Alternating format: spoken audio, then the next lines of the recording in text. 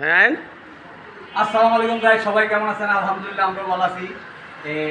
আমরা আসছি কাজী জাহানারা কমিউনিটি সেন্টারে। আসার পরে দেখি একটা লোক বিভিন্ন ভিলেনের নায়কের মানে ভয়েস কণ্ঠ নকল করতে পারে।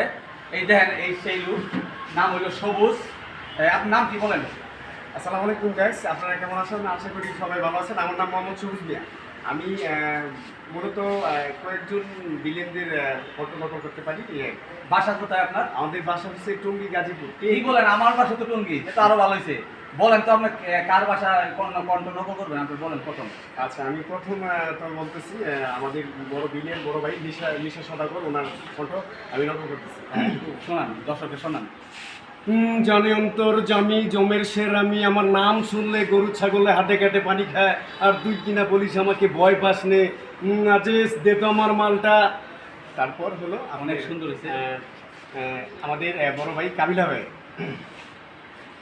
এ হলো বলা সাইয়ে দেহ কি ঘুষা মারি দিয়া সগুড়েই ভালো বলা বলা সুবিডের বস্তিতে টা 5 লাখ সামনে উড়াইয়া এই কই থইছে স্যার করিয়ে কো বুঝো না? হ্যাঁ, মারি দিয়ালাম হলার বলা। অনেক সুন্দর বয়স। আর কার পারেন? তারপরে মান্নার পারেন? হ্যাঁ, অবশ্যই। তারপর মান্নার আমাদের বড় ভাই উজ্জ্বল ভাইয়ের কল্পনা একটু বলছি। ও লে লে লে লে লে আহ বাতিজা আহ, তুমি কি কিছু বোঝো না, দুধু খাও, এটা কি দেখছো? এটা তোমার কোন জায়গা দিয়ে দিব জানো? এই আজিস দে তো আমার মালটা, আমি সারা শহর হাতুলে এলাম। কি বাতি জ্বালাইছ?